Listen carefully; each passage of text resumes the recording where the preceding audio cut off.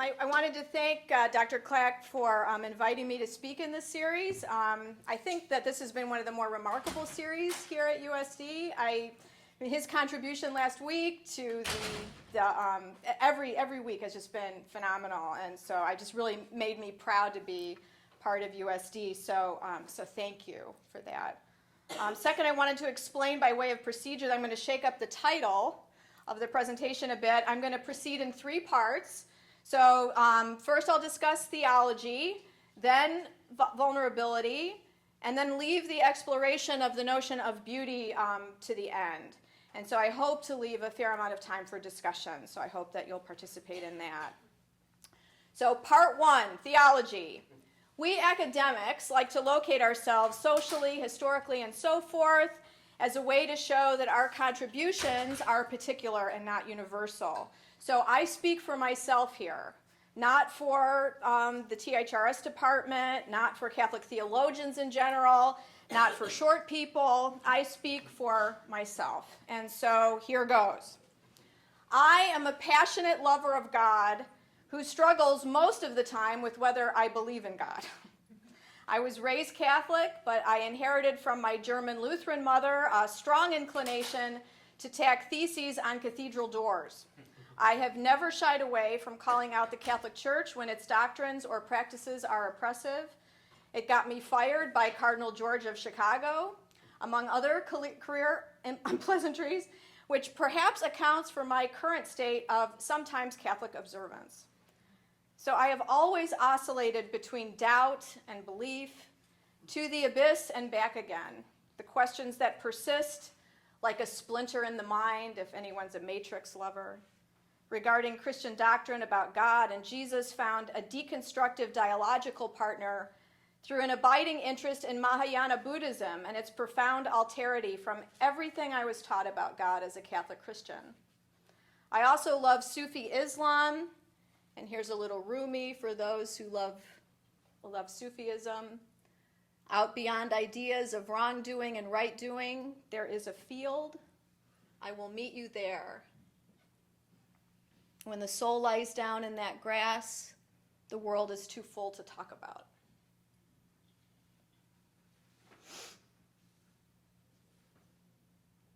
I love the courage of the Dalit in Hindu culture, the resonances between the bird songs of the Kumeyaay and the bird legends of the Xhosa people in South Africa. In short, there is too much that is wonderful and thrilling about the varied religious ideas and religious longings in the world to limit the parameters of belief to one religious pursuit. So I am a pluralist, to put it academically. Pluralism is the position arguing that the varieties of religious life and thought cannot be steamrolled into one religious viewpoint or one system of belief or one religious truth.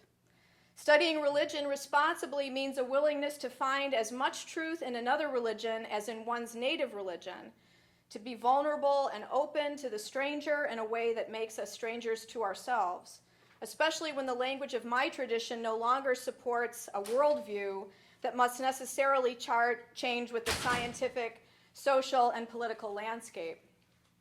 For me, the elements of a viable understanding of an appropriate language or images of God can no longer be sought within the Christian sphere in isolation from other religious cultures and thought forms. Yet Christianity feels more self-referential than ever at this moment in history. The sharpest, most disturbing problems in institutional religion come from the institution's misguided investment in and promotion of its own absolutes. Rather than regard any doctrine as merely a temporary raft in the ocean of the contemporary situation, Christianity has more often than not regarded that raft as an absolute and as the end in itself. This absolutism is as though we human beings, after Einstein, after relativity theory, and the scientific reminders of the constant flux and evolution of reality, as though we human beings could ever be absolute or certain about anything. If all mass, all matter, is somehow temporarily solidified energy, then even the quarks know the truth of the world. Everything changes. Nothing remains the same. And the energetic vibrations of the smallest aspects of reality yearn for convergence. We all go to the abyss and back again. This oscillation between the existence between existence is the dynamism in the Buddhist recognition of sunyata, the emptiness that means there is no fixed, unchanging foundation to life, since everything moves in interdependence with everything else. Shunyata is described by Buddhist scholars as empty of thingness in a way that I wish Christian scholars would describe God as empty of thingness. Once God has a divine substance, God is suitable for metaphysical analysis, another thing in a world of things, even if the highest thing. Shunyata is not a synonym for heaven, it's not a synonym for God, but it is realized through the here and now, in an awareness that there is no such thing as independent existence, there are no autonomous substances, no hierarchy of being. A key intuition of Mahayana Buddhism is the Heart Sutra. Form is emptiness, and emptiness is form. Emptiness subverts attempts toward attachment to things. Forms arise codependently and reciprocally. Masao Abe, the great Buddhist scholar of the Kyoto school's engagement with the West, observes that a personal God would be a God identical with all things, even the sinful person, precisely because God is not self-affirmative, but is rather self-emptying. Jesus taught this as well. God makes the sun to rise on the evil and the good, and sends rain on the just and the unjust. Matthew 5:45. So as a theologian, I try to remain as open-ended, incomplete, and dialogical as it is possible for someone with my limited experience of the world to be. In other words, I am a mess, in the way that Jacques Derrida put it. I am both constantly confused and dumbstruck with awe. It seems that paradox is the best way to describe this mess, since Nietzsche, of blessed memory, may have been right.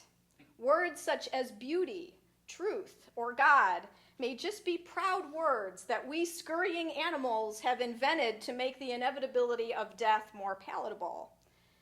Academics love congratulating each other on their cleverness, and Nietzsche was no exception. But Emmanuel Levinas, the Jewish Lithuanian philosopher who influenced Derrida, may be right also. The ethical commitment to the other structures human subjectivity and is a place for the infinite. This place, this dark field where God may be glimpsed, is the chasm of difference between the self and the other. The paradox is that the Nietzschean skeptic, the one who questions the futility of the ethical pursuit, and the infinite ethical demands outlined by Levinas are both true. The proud words of beauty and truth are mere rafts, after all. And the ultimate questions, the deepest questions we ask ourselves, will always be asked, because the desire for the ultimate will always be mediated through human life and culture. We must learn to live with the incompleteness of the search, with the persistent tension of the yearning. That electricity, those vibrating strings, the dynamism is what makes Michelangelo's David a work of beauty and truth. Here he is poised to strike. He is considering his shot before the fearsome Goliath. He stares with an intensity that makes us mortals swoon. This is strength and divinity and sensuous humanity, all curvy contrapposto in one 14-foot-high block of marble. We see in David a moment in which the oscillation between form and emptiness, energy and cool serenity have been frozen. It's all here, all at once, and not a whit dulled in 500 years. Look at this guy. Right? Look at this. Right? You see this in person, and it changes you. It can't help but change you. And, we're trying to figure out in the series why. Why is this so magnificent? Why does it do this?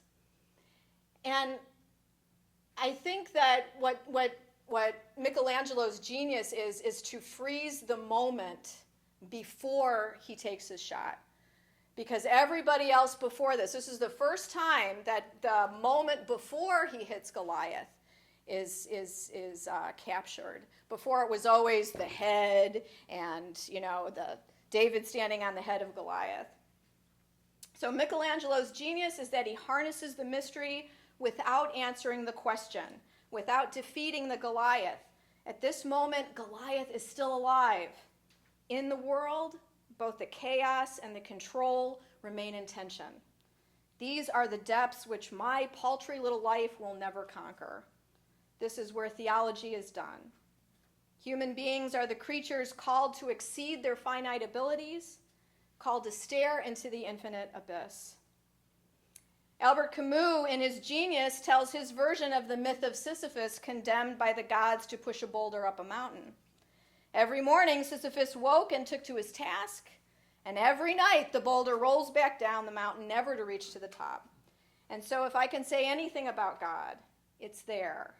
Sisyphus's heroism is the impossible persistence of the task, in the tension that throbs in an unanswered and unanswerable question.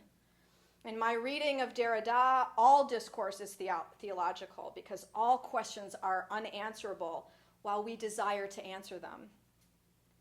God will always be beyond both the affirmation and the negation. But how does one pray to such a God? How does one bring this into the classroom? Heidegger asks, how can we dance before this God? And so we come to part 2, vulnerability. Paul Tillich observes, facing the God who is really God means facing also the total threat of non-being. The basic anxiety, the anxiety of a finite being over the threat of non-being cannot be eliminated. This anxiety belongs to existence itself. In the Kenosis hymn in Paul's letter to the Philippians, God is known through humiliation. God empties God's self of primacy or hierarchy. Of the biblical notion of divine self-emptying, Masao Abe writes, in the realization of true shunyata, form is ceaselessly emptied, turning into formless emptiness.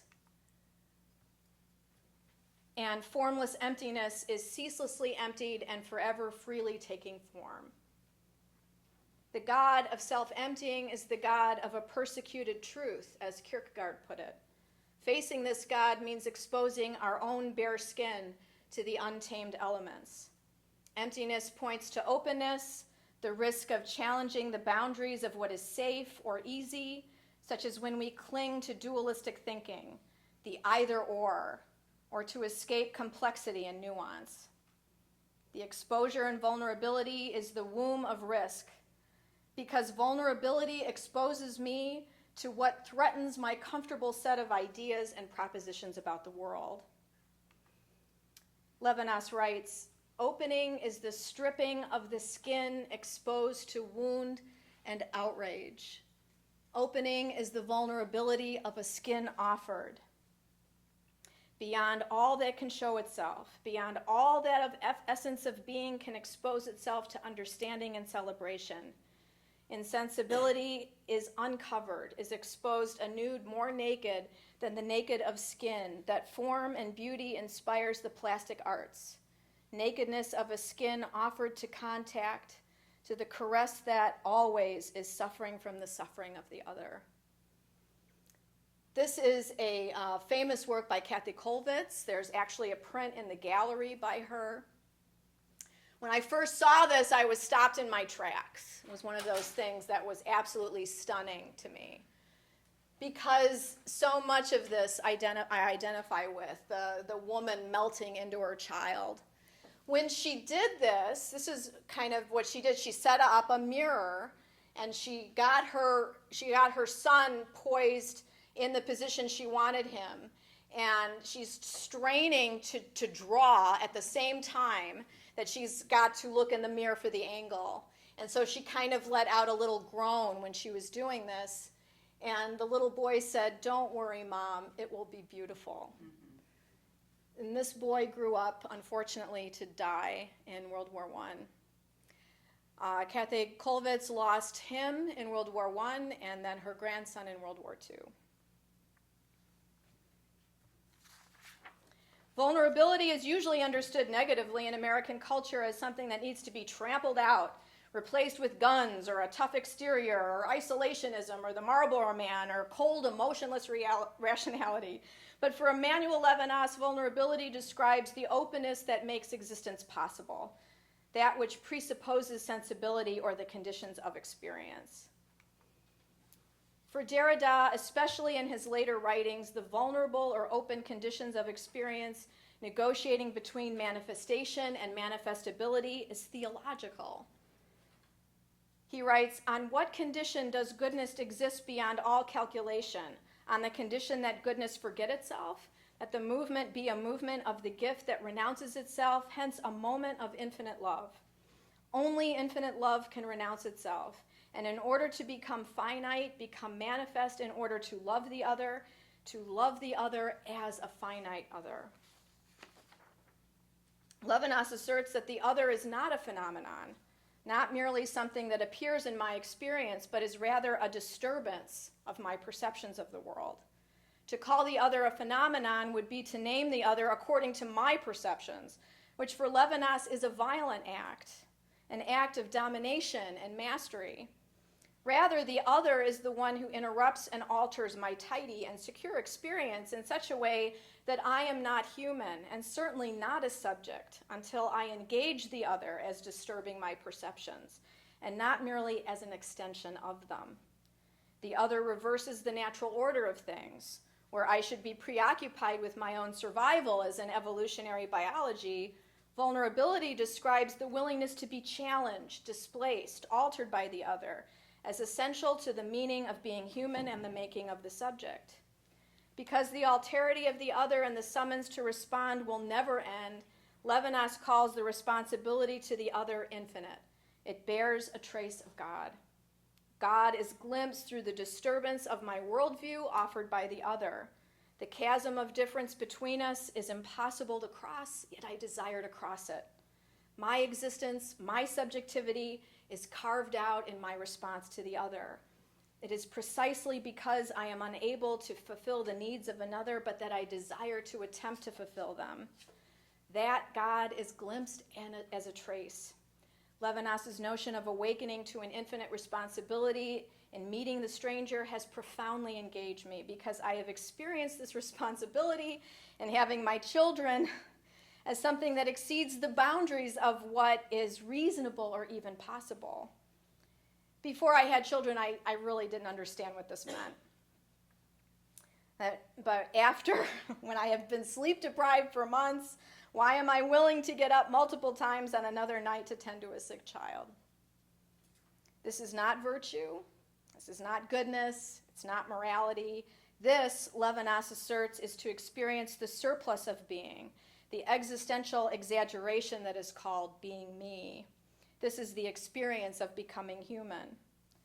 However, the possibility of this exposure usually means the drawing down of defenses. So we put up walls, both actual walls and metaphorical walls, to protect the illusion of self. When the ego can no longer be protected in isolation, the possibility of violence occurs. The violence of being right, of winning, of conquering, of naming, of imposing, as well as physical violence, destruction, and harm. The assertion that one cannot be infinitely responsible for the other is a failure of the imagination, as are all self-referential tendencies. The imagination plays in the field of the impossible. This is why Kant was scared of its capabilities, as Dr. Greer was talking about last week. Heidegger was frustrated with Kant's failure to follow through with the implications of the transcendental imagination's power over reason. And so Heidegger concludes about the critique of judgment that Kant saw the unknown and had to draw back. Kant went to the edge of the abyss and shut off the possibility of the impossible. We do that every time we give up on the potential of another human being, or on my potential to love well, or on the possibility of transforming unjust social structures. And this is where beauty comes in, where art can offer that glimpse of the impossible, where theology can cease its ridiculous pursuit of logical definitions or systems about what we cannot know and provide a different kind of testimony, what Richard Carney calls the testimonial imagination, the power to remember the oppressed, to represent the unrepresented, to put a name on the unnameable crime by recounting it in images. And so we come to part 3, beauty. In Fyodor Dostoevsky's The Idiot, teenage Hippolyte Terentiev, dying of tuberculosis, mocks Prince Mishkin's sentiment that beauty will save the world. Alexander Solzhenitsyn, who spent years as a political prisoner in the Gulag archipelago, admits this idea is tough to swallow. When in bloodthirsty history did beauty ever save anyone from anything? Ennobled, uplifted, yes, but whom has it saved? Despite the fact that Mishkin in the novel suffers from epilepsy, a condition from which Dostoevsky himself also suffered, and which also took the life of his 3-year-old son, Alyosha, Mishkin longs for beauty within a world racked with suffering, pain, and chaos. He hopes for the world. He hopes that Natasia's beauty will save her from her past. But in the end, she refuses Mishkin's help and runs away with a man she knows will destroy her. And he does. Hippolyte has lost hope, not just for his survival, but that there is any meaning to be found in this short life. He laments his loss of belonging to the world's order. He says, even the little fly which buzzes around my head in the sun's rays is a sharer and participator in the glory of the universe and knows his place and is happy in it. Dostoevsky's The Brothers Karamazov, which chronologically follows the writing of The Idiot, argues that the practical good of responsibility for others in the midst of a world in catastrophe is where the hope that persists through beauty may be found. So Father Zosima in The Brothers Karamazov instructs the young monk Alyosha, have no fear of sin. Love a person, even in his sin, for that is the semblance of divine love, and that is the highest love on earth. Love the animals, love plants, love everything. If you love everything, you will perceive the divine mystery in all things. There is only one means of salvation.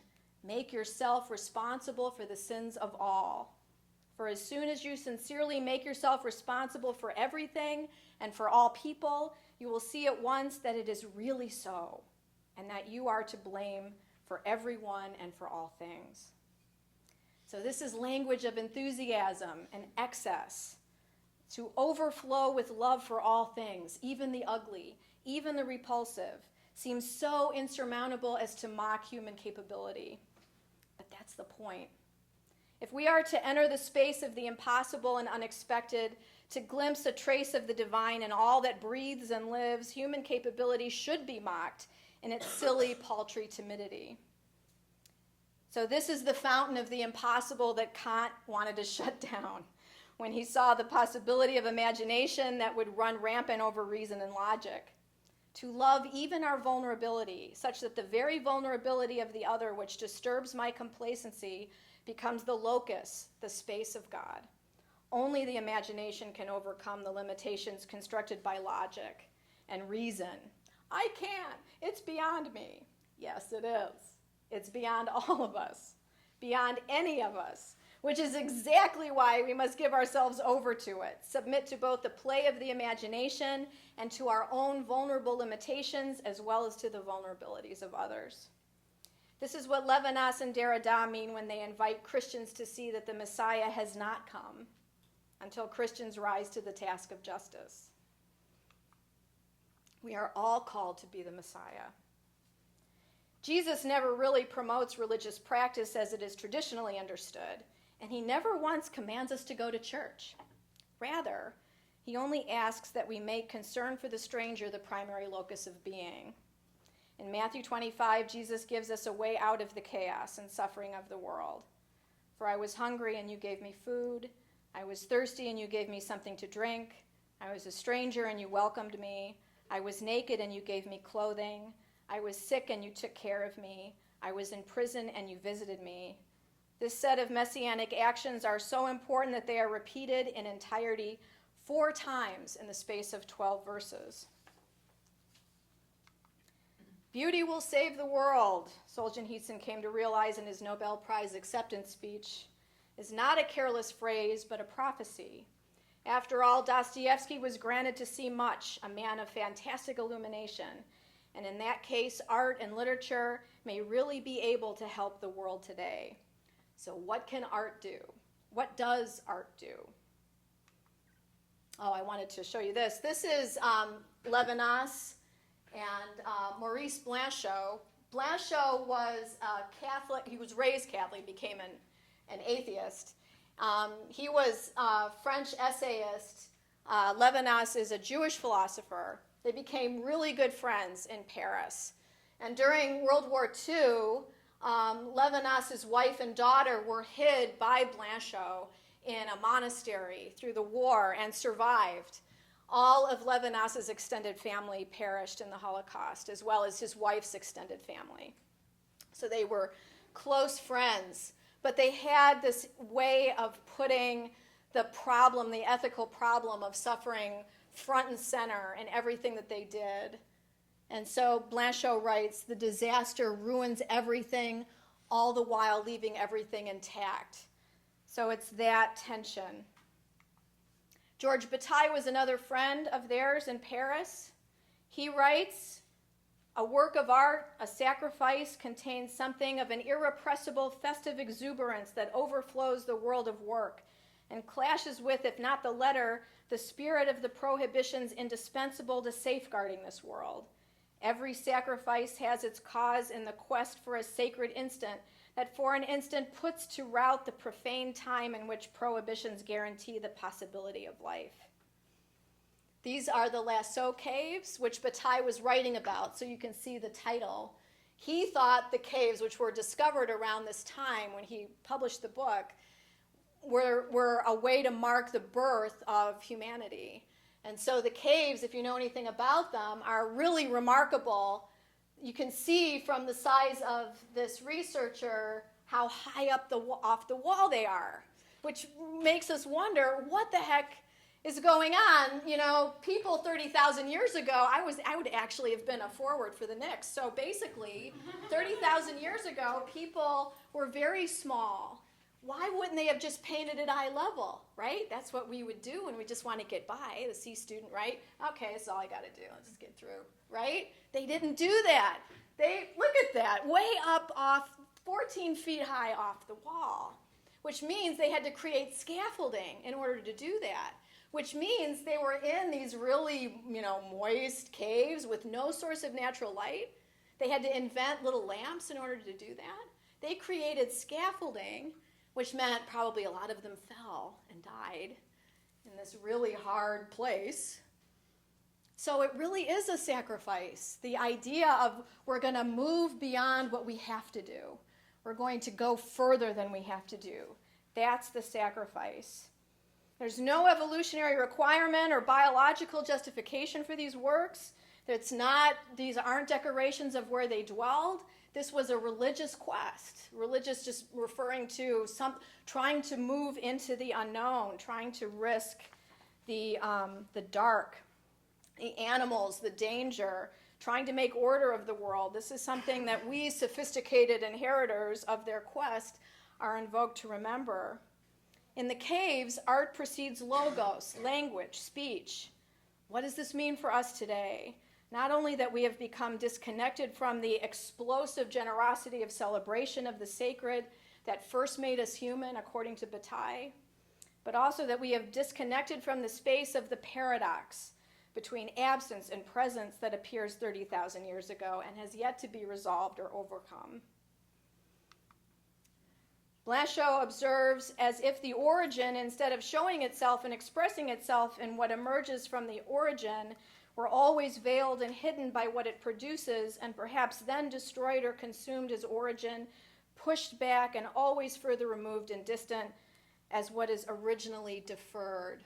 And I thought of Jackson Pollock's The Deep. This is one in a series of paintings he created just before his death in 1956. Reminds us of how thick and tenuous the process of peering into the inky unknown, shuffling through the luminous wreckage, the white feathery down of the familiar ripped apart. The artistic process, Blanchot realized, is like the experience of loss because the self is dissipated. Pollock also loses himself in the act of painting, the act of reaching limits and then transgressing them. He says, when I am in my painting, I'm not aware of what I'm doing. It's only after a sort of get acquainted period that I see what I have been about. I have no fear of making changes, destroying the image, etc., because the painting has a life of its own. I try to let that come through. It's only when I lose contact with the painting that the result is a mess. Otherwise, there is pure harmony, an easy give and take, and the painting comes out well.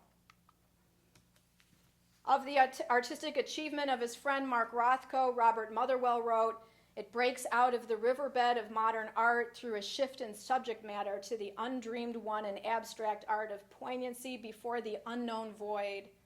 In essence, Rothko's belief was, I feel, therefore I am. This is what his color expressed, even when it was ugly, as occasionally happened. The abstract expressionists wrestled with that unbounded nothingness, that emptiness, that void that threatens the nihil of human life, as well as the sphere of the radically new, charged with possibility. This is from the Seagram murals that are in the Tate Modern. These were delivered, this set of paintings was delivered to the Tate Modern the day that Rothko was found dead of suicide. To be grateful and accepting of the unknown, the infinite alterity of the stranger, is perhaps the entry point into the sort of radical openness with which Emmanuel Levinas believes we should prepare our heteronymous orientation. Assuming the abyss of difference as a posture means a willingness to cleanse ourselves repeatedly of the imposition of the self onto the alterity of the other, empty ourselves of the desire for certainty, the desire to be right, and adopt the courage to embrace the possibility, the inevitability of failure, absurdity, anxiety, and foolishness. So the artist desires a relationship, a trace of the other, even in works that have broken reliance on figuration. The mode of relationship is a place of negation, of emptying the self. Persons may lose or empty themselves as both creators and observers of great works of art, which may explain why some may even weep in their viewing. In this sense, abstract expressionism points us toward a spirituality of the unknown, of the ambiguous, of the impossible, since the discourse the artist desires with the observer is undertaken in much the same way as a prayer is directed toward the ultimate, toward the infinite, movement toward the unseen, toward the unheard, toward the absent. Reverse this, and the same is true for the observer of art. The desire and openness to the vision of an other without easy linguistic or figurative referent in one's own experience is a prayer directed toward the ultimate, toward the infinite. I pray for openness toward what has no beginning, no end, no referent in speech, no definitions, a silence, a space that welcomes the other as other, a refusal to conceptualize, or in Emmanuel Levinas's terms, a refusal to totalize the other into the same. Rothko's color field paintings remind us of this space as well as construct it. This is no place that is a moment of lifting or sinking, a place, space, pause, or interlude, a non-thinking space in which we don't cling to definitions or doctrine as authoritative or controlling or demanding. This is a space in which it is possible not to be caught behind the bars of words, of verbal signs that bounce off one another like whirring electrons. And this space is a submission to awareness that emptiness, or Buddha shunyata, is a dynamic and creative openness to the interdependence that informs infinite responsibility to the holy other. Philip Roth, in his novel American Pastoral, wrote, "That's how we know we're alive. We're wrong. The only rule in this play is that there are no rules. The opportunity to be wrong is the opportunity to be alive, and being alive means adopting a habitus of the unknown to explore new worlds of imagination." Emmanuel Levinas agrees. The fact that philosophy cannot fully totalize the alterity of meaning in some final presence is not for me a deficiency or fault. The best thing about philosophy is that it fails, for it thereby remains open to the irreducible otherness of transcendence. The passage in American Pastoral explains the inevitable failure of perception that accompanies any attempt to understand other people. Even when we try to meet people without expectations or prejudices, we still fail. Roth continues, since the same generally goes for them with you, the whole thing is really a dazzling illusion empty of all perception, an astonishing farce of misperception. Getting people right is not what living is all about anyway. It's getting them wrong that is living. Getting them wrong and wrong and wrong, and then on careful consideration, getting them wrong again. Maybe the best thing would be to forget about being right or wrong about people and just go along for the ride. If you can do that, lucky you. Replace people with God, and we might get a sense of the impossible. Getting things wrong is part of being alive. Doing theology means that what we say about God will not be right, and most of the time it's just plain wrong, but the living is in the doing of it. And the getting oneself up and thinking about God again, even when we are surrounded by the mud and the blood of disaster, risking the wrong is being alive. Art may be the place where theology can go along for the ride. Take the top down, let the wind roll in, and things can happen again, and theology can breathe again.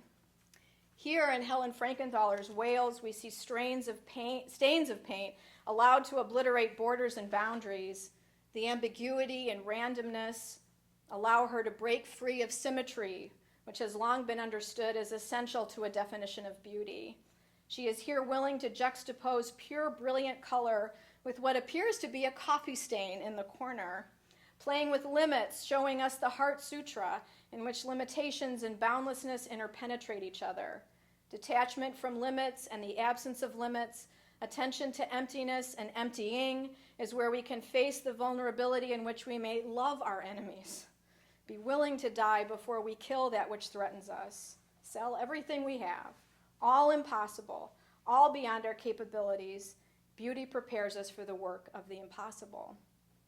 Beauty describes the experience that draws us into the sphere of the impossible, which leads to the abyss, when every molecule of being is on fire, when nothing will be the same again. Beauty describes our awakening to the entire life behind things, something as primal as desire and as intellectual as the moment of understanding. I loved when Dr. Hoffus a couple weeks ago described this gasp of a student's moment of understanding. She just had to pause and say, I just thought that was great. What we say is beautiful is what moves us, what disturbs us, what is thrilling, stirring, illuminating.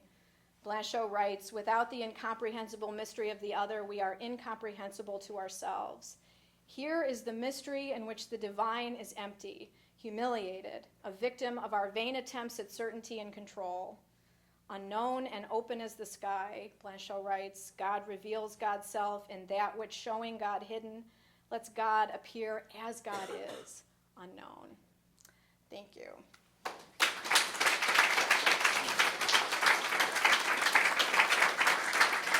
So it looks like we have time for questions, which I was hoping for, so fire away. Yeah. First of all, I want to say that I'm an artist, and your talk was beautiful. I mean, it really is well expressed in anything about art. Thank you. And it seems to me what you're saying is art exposes a kind of mode of existence. Mm-hmm. And what we do is, in Western thought, is think about things, or maybe a configuration of things, and we try to understand it. Yeah. And that is like going into a kind of objectivity that, in a sense, puts you away from this moment.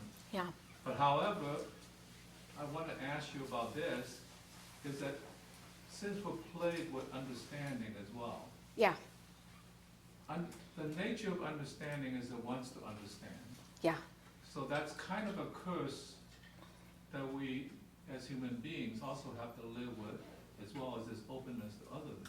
Yeah. So how do you resolve the fact that, I mean, you can't forget about understanding because that's nature, you know, after you eat the apple, there it is, right? So we are constantly living in this moment of anxiety because on the one hand, we want to understand, and yet those of us who are deeper thinkers know that trying to understand is exactly the problem.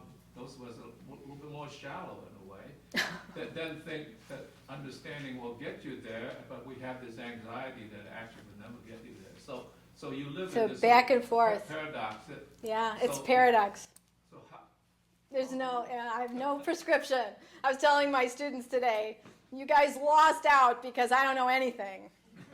Really, you're paying me to teach you. I'm standing up here, this university is conned into thinking I have something to contribute. Sorry, apologies, but I really don't know anything. After all this study and all of this, I don't know anything. All I know is that it's a constant push and pull. I mean, I learned more about God after I had my children than I did in all the degrees and all the books and all of that. It was just once I held my daughter the first time. My daughter was my firstborn, and just everything changed. And I think it doesn't have to be having children that gives you that experience, but that's just a way that I understood what love is. I mean, I love my husband, sure, but you have your kids and something completely, no, you know what I mean. Just, he's great, but, and so, you have your kids and everything changes about it. And I think that there's all sorts of analogous experiences, right? There's all sorts of that, those sorts of, you thought you had it together, and then all of a sudden you get a cancer diagnosis. I thought I knew something about the way my life was going, and then my father was killed. So, just everything just sort of just ends up in a blender, and you just have to just figure it all out again.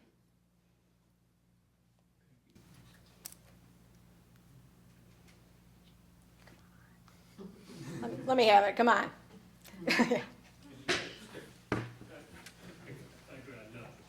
Oh, good. Really, well, thank you so much for doing it. This is not about beauty, actually. This is about your thoughts on theology. Okay. Just you say, first of all, most things you say about God are just plain wrong. So I'd be interested more what you say about that. Yeah, That it's means all God. wrong. Yeah. Secondly, connected with this, your emphasis on vulnerability is really interesting. And I was wondering if you could just talk a little bit about how that sits with a sort of classical conception of God as impassible, immutable, and is that one of the things that's just plain wrong, or do you Just accommodate? plain wrong. I don't know. See, I think that that it was one of the biggest mistakes of Christianity to privilege Greek philosophy over what was going on in the Bible. And what's going on in the Bible is a God of emotions and a God of relationship, and a God who suffers with God's people, and the Shekinah who dwells with people, and then doesn't goes into exile with the slaves in Egypt, and I mean, there's that great story from the Talmud about, the angels are exhorting God, get back into heaven. You don't need to be in exile with the slaves. And, this is where I belong. And then Greek philosophy comes along with its idea of perfection and apatheia, where God is supposed to be apathetic. Well, what kind of a God is that? Right? Who wants that? Who wants that kind of a God? I mean, apathy is sort of the opposite, I think, of what... This is why I think Levinas just really struck something in me. This idea that, apathy is the opposite of what we're supposed to be. And the problem is that because our rationality also tells us that we're incapable of loving as much as we might yearn to love, we sort of give up on it before we begin. And that's why I really believe that a lot of the social ills in the world are just failures of the imagination. We just haven't really used the imagination enough, which is why Kant is so interesting to me, because he drew back from the abyss. He realized that the imagination is more powerful than reason. It's more powerful because you can do anything in the imagination. You can construct anything. And yet he couldn't go there. He just couldn't get there. And I think that especially in terms of Western thought, we've just given up. We've given up on a lot of what the imagination can do, which to me is where the artist comes in, and I'm not an artist. I love artists. I My kids are artists, my mother's an artist, my uncle's an artist. I'm not an artist, but I can at least appreciate it and walk in to see the David and fall over in bliss. And Thanks for your talk. One of the things I find hardest to get my students to accept is to be comfortable unknowing. Unknowing. Do you have any techniques or skillful means to get them comfortable with that mental no, I'm just trying to get them to be willing to be wrong in the classroom because I'm wrong all the time. And so I just say it's okay to they're so afraid of raising their hand because it might not be the right answer. I'm like, be wrong, it's okay. It's not even a matter of it's a matter of not knowing something. Or not knowing, exactly. And sitting with a paradox or sitting with their ignorance and being comfortable with that. Some of the struggle might be even with, I don't know what you teach, but when I'm teaching the Holocaust, it's not hard to say the questions are more important than the answers. Yeah. And that becomes like a theme through the whole, there are a lot of questions here and we're never going to figure it out. And I've had students write on, evaluations at the end, thank you for helping me to become more and more comfortable with questions. So. That's great. That's great. You should know this is a physicist, for crying out loud. No, I've Right? I mean, every time I keep saying, when are those neutrinos going to get clocked at faster than the speed of light? I'm waiting for that to happen. And let's see what happens to Einstein's equation. And let's see what happens. Now it's ever going to happen. Almost happened a few years ago. Yeah. I had a question going back to the beginning of your talk, when you were talking about Buddhism. Yeah. And I had a question, how did you tackle the idea, the notion of nothingness with your previous, Catholic background? Like, how did you come to grips with that? Yeah. And I guess as a second part question, how did you find the beauty in that? Oh, gosh. I think that, there came a point at which Christianity just didn't do it for me anymore. And not so much, not that there's not a lot of beauty and goodness in Christianity. It's just that, I sort of longed for something that sort of helped me with the sort of questions that Dr. Clack was just asking. What do you do with this impassible God that we keep getting foisted on us? What do you do with that? And Buddhism just did some great stuff by just saying, no God. No God. What are you worried about this Trinity stuff for? What are you worried about all that? What are you worried about whether there's God in Jesus and what that means on the cross and everything? Just Isn't let it, go. you would know this better than I, but isn't it in Catherine LaCunya's book that she talks about, Brian, the 5 omnis? Yeah. Omnipotent, omnipresent, all those. Yeah, get rid of them Get all. rid of them. Get rid of No them. more omnis for God. That's also ontotheology, which is focusing on these supremacies, which just get rid of them. That's that philosophical stuff that we were just saying that becomes more important than relationship. And what I think Levinas brings us back to, it's all about relationship. And then you go to the quarks of physics, and you don't find any quark by itself. That's the smallest thing that we know is the thing. And they're always in pairs or threes. They're never alone. And so are you guys, right? You're going to walk out of here in pairs or threes or whatever and stuff. And that's what it means to be alive. And so to think of God out there and remote didn't make any sense to me. It was like, really? This is what I got? And so what Buddhism did is it said that emptiness or shunyata is it's like an empty room that's waiting to be filled, or a womb that's waiting to be filled. So it's empty, but it's full of this sort of seething potential because it's all about interconnectedness. And everything that is interconnected. And you can't pull one little string of reality without everything else sort of following with it. And Christian categories didn't give me that. Buddhist categories did. And so that's why it's really hard for me to think of doing theology without doing theology dialogically or interrelationally, even between religious ideas. If that makes sense.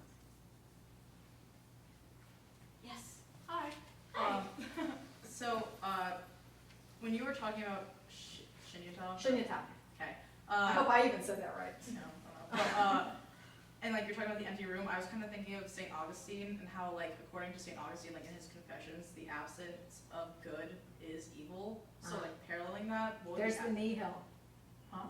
That's also called the nihil, the right. nothing. And that's not shunyata. Shunyata is not nihil as though it's a bleak nothingness. It's again, it's the matrix of interconnectivity without thingness. See, it's really hard for us, I know, it's really hard, I don't know it either, but it's really hard for us to conceive of something as interconnected without thinking of things interconnected. Okay. And what the discipline of what Buddhism tries to do is say, no, you gotta keep getting away from that. You gotta keep going back. And that's a discipline that's really hard. So it's not a nihil like Augustine's evil. Yeah. It's much, much different than that. I just don't know if I'm explaining it well enough. No, you're doing great. No, I was saying like kind of like paralleling like the absence of good, like what would the absence, because you like emphasize vulnerability, so what would the absence of vulnerability be like? With like the absence of like vulnerability? Well, the way that Levinas puts it, I'll just try to argue the best I can from his perspective, is that, you know, the opposite of vulnerability is the ego cutting things off. Right. Not an openness to the other. And so what we're meant to be is, if we really want to be human, like the quarks know how to be quarks, they're always together. If we really want to be human, we have to think about what it means to empty ourselves of the ego that keeps us from the connection, right? And try to continually work on that, to get rid of the self. For the Buddhists, there's no self. This is an illusion. It's a carefully constructed illusion, but it's an illusion nonetheless. And this is all going to be worm food or ashes or whatever. And I don't know if this will survive my death. But, you know, so this is why the here and now is so important. Gotcha. Thank you. Yeah. Hi. I think going on with that, but also in speaking of the importance of relationship and vulnerability, I wonder if you could speak a little bit about how we are connected and like the value of personhood, like as it is in Christianity, and in the value of relationship, and kind of in going through these like chasms, right, in this darkness of like unknowing, knowing, what that does for you, if you want to go from there, about your relationship towards like a Christian community, or even just not, you know, the Christian community, but like in community with people, and then parallel to that, the difficulty that we have as humans in needing that vulnerability and the death of the ego, and at the same time, sometimes there's like a survival that isn't necessarily through vulnerability. What do you think? I'm asking you. I'd be curious, because I think that you've probably already got it. That you don't really need me to answer for you. I think you already know. I think I was interested in your own personal experience as a Well, reflection. you know, I mean, I think we all long for relationship, and we all long for connection, right? I mean, this is the stuff of being human. The thing that I'm also concerned about, though, is something else, which is justice, right? Because, you know, it's great to have fun together, but there's something else going on. There's something else that I have to deal with all the time, and, you know, constantly bombarded with the injustices in the world. And so what am I doing to correct that? That's always got to come back. One of the things that I've struggled with mightily is that I have no problem being there for my students, for my kids, or anybody who needs me. They need me, I'm there. And I think you're probably the same. The thing that's hard is, what is my role in the Ebola crisis that took place a couple years ago? What's my role in the Syrian crisis? What's my role in the migrant crisis? What's my role in the drug crisis? And on and on and on. Where have I failed?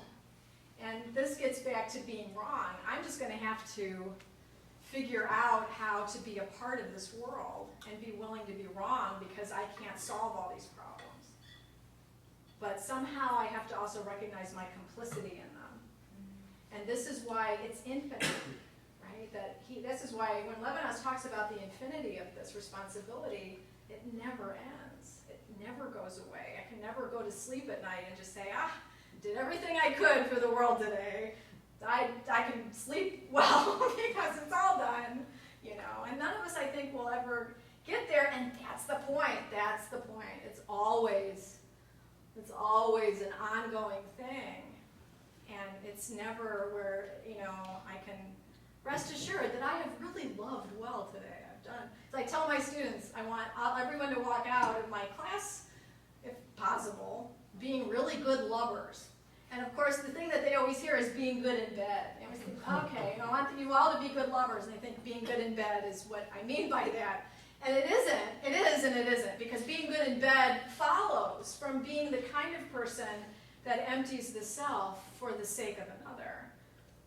And it's all related. And so loving well, I think, is what Levinas is after. That loving well structures who you are and how well we're able to do that. That makes sense. I don't know if that answers your question. But you probably have more to say maybe then. I think I question the needing, like loving well, Yeah. doesn't necessarily mean being connected, and that sometimes loving well and maybe like it's like that tough love, if you want to like say. Oh yeah, well that's loving well though. Sometimes I have to tell my kid, you know, no third cookie, or you got to go to bed before midnight. You know, Yeah. loving well knows what's, you know. And then the area of like the imagination Yeah. that makes it that we enter into it, and Yeah. kind of, I think the danger in thinking that, oh, it's all good now, like, because Yeah. I think our minds can go to that place and just sit like la la land, like unicorn Well, butterflies, and say like, Yeah, I don't want to we're be all connected, fuzzy. we're all, like, Yeah, well, see, this is it. Have we done enough? I mean, I have students who walk around this campus feeling invisible because they don't feel like they have a community. They feel, you know, they feel marginalized by maybe their economic status, or they feel marginalized by their sexual orientation, or they feel marginalized by their skin color on this campus, and they feel that. And so, you know, it's just one of these things that's always got to be like a splinter in the mind. I love that phrase from the Matrix. It's always got to be there. And, you know, it's not like I want everybody to walk out of here thinking that you have to walk around with this huge burden all the time. It's just something that, you know, I really do believe that the failures in society are failures of the imagination. We just haven't really prioritized to think through, you know, what does transformation of racial injustice look like? What does that look like? And what does that really mean? What kind of a society do we really want?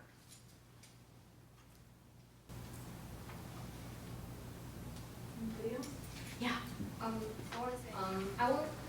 My question is, as I study art and I also study business, I'm kind of marginalized. That the feeling is when I talk to artists, or when I say I study business, I feel marginalized by them. Because I think, but when I talk to business the people, because I learn from them, I learn really like those interpersonal group dynamic thing. I really like those leadership thing. But when I say I'm an artist, I feel again marginalized. And maybe not something to do with business. So how you deal with this kind of when you want to expand your uncomfortableness, but you bump into this kind of marginalized. Well, see, I think that's you're probably better at answering that than I am. I am neither an artist nor a business person. So I think that someone like you, who has this way of bringing together very different disciplines, that you have the potential to, you know, help people see what art can give to business and what business can give to art. So sometimes it's really difficult when I look into some paper writing about artists in the business world, how they contribute. But sometimes I also think the art people, they also think it's fake. If you work with company, corporation, you work for money. Yeah. So it's really conflict between this. And yet the first responders to Hurricane Katrina, the government didn't show up for days, right? Government didn't show up in New Orleans to take care of the people who were devastated by the flood after Hurricane Katrina for days, 5 days, I think. It took the government to get down there with food and supplies in our own country. But the corporations were there first. They were down there with truckloads of water bottles. So, it's not like I'm a huge fan of everything capitalism does, but if we can get capitalism to start thinking about, like, there's some great companies that think about sustainability as their primary locus of how they're going to act in the world. There are some companies that, are really working for carbon neutrality, and this is where, companies can really engage the populace about this, and they can do this through art. I think that, if anything art can do, it can show us what justice looks like, or it can show us how to get there. I brought a street artist to campus a few weeks ago who works, in trying to bring people into an awareness of injustices against the Muslim community. Very good projects running. Yeah. But the overlapping is kind of gets nasty because some people say the CSR, corporation responsibility, and they're doing something for their reputation. Right. But, hey, if the water still gets in the hands of someone who's thirsty, it's not me that's going to say, oh, you were just doing that. Yeah, fine, you do it for your profit, but hey, they got there before our own government did. Not that, corporations don't also do bad things. Certainly our government does bad things, but, there's a way to bring corporate responsibility, and art might be the very thing that can do that. So you're in a great juxtaposition. You're in a great place. But maybe just do it rather than study and writing about it. So getting really confusing sometimes. Maybe just do it and see what happens. And that's the problem when we start and all this book stuff, Use theoretical and screw all that, become problematic. Yeah, definitely. Yeah. I was really struck by your story of caring for your children, and probably because I have a young one. Yes, you do.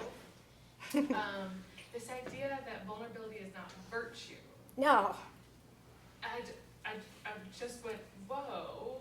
Because it's so helpful and I think that that fear plays into this. Fear, artists need courage. Yeah, we all do. And humans need courage. Humans need courage. And so I just was wondering if you could expand on that a little bit more. When I get up in the middle of the night to take care of my daughter, and I tell people this as an explanation of why I can't complete my sentences the next day, they say, well, aren't you, they make me out to be some kind of hero, or that I'm practicing virtue, and I just think that falls flat with me. What I'm doing is becoming more human. Exactly. Yeah. And so I want to hear more from you on virtue here and how that plays into maybe this trinity, if I can dare to say it, that you've created between beauty, vulnerability, and theology. Oh, it's, I got up a lot with my children, as I'm sure you have, and not once, was it ever because I'm a good mom. Right. It's just because that's what you do. That's just what you do, I have no idea if I'm a good mother because I don't even know what that means. Right. You just do what you do. I mean, Augustine said, love and do what you will. If you love, if it all comes from a place of love, and we're all capable of this. This isn't anything special that mothers have or something. We can all do this. There are probably people in this room who've cared for a sick parent or a sick grandparent or a sick aunt or uncle, and that is a slog through a disease. That sat at the bedside of people dying of AIDS, and I'm just floored by what the nurses there do for people. And the thing that I think is so amazing is that, they don't, it's not like it's a virtue, it's their job, but they, the compassion. See, and this is what is great about Buddhism too. The two cardinal virtues, if you want to call them virtues, are wisdom and compassion. And one can't exist without the other. You can't be compassionate unless you know how to be compassionate. There's the rationality stuff again. You have to know what's going on in order to know what to do. And this is what it means to love well, right? That loving well is knowing how to act when it's time to act. And there's plenty of times when I failed to do that. Even though I knew what I should be doing, I mean, how many times have I walked past a person laying on the street and done nothing? Just kept walking. My son this morning, I'll just give him, a shout out for my son. I dropped him off at school. He goes to school downtown San Diego, and there was a man laying on the street. And I was pulling the car away from the curb, and he walks over to the man and drops some granola bars. And the man was sleeping. He just dropped some granola bars. Oh. And this is it. This isn't like it's going to solve the homeless problem. And it's just a little gesture, but he just did that. I didn't tell him to do it. It's just sort of, it bubbles up in us. And see, this is what I think that a lot of times in Christianity, we're so used to thinking that, oh, Jesus was God and we're not capable of doing what Jesus did. And I always say, no, Jesus didn't do a single thing that we're not capable of. If he was capable of something we're not capable of, then he's not human. But the whole point is that he is human. And to stop thinking of him in these, these sort of glorified, unreachable places that we can't, everything Jesus could do, we can do. Even walking on water. Jesus walks on water. Peter walks on water. Nobody remembers that part. And Peter only falls when he stops believing he can do it. And I don't think it's a historical story or anything. I just think that it's an illustration of the impossible, that we always think we can't do it. We give up before we even try. We have time for one more question. As much as I'd like to talk, I'm wondering if Emmanuel Levinas is asking too much of us to be so radically open. Yeah. Like that guy who's on the street, because we're also selfish to a certain degree. Sure. We are skillful in constructing a rationalization, right? Is the capitalist system, and that's why. Yeah, really I know. It's mean, aspirational. It's not like, it's not like, that's why it's Sisyphus, that myth of pushing the boulder up the hill and every night it rolls back down. But does one excuse oneself to a certain degree? If you were that radically open, it'd just be so exhausting. Yeah. At the end of the day, that you say, well, I did a couple good things, but there was a lot of stuff I didn't do. Right. I'm human, you say it that way. No, we're human though with again, divine capabilities. I think that's where God is. God is in that infinite, right? There's always more to do. The thing that we have to do is somehow be comfortable with the failure, or comfortable with the task at hand, and not, be comfortable with thinking we've done enough. Because that comfort is what's creating all of the problems. And this is what I mean. It's just like, to me, and I get it, because I fail every day. And so it's just a matter of, I just get up in the morning, push the boulder up and see if it makes it. And it's not going to make it, I know that, but I'm still going to push the boulder up the hill the next morning. It just to me, it's just this ongoing thing, infinite. Well, that's a great place to stop. So Thank you.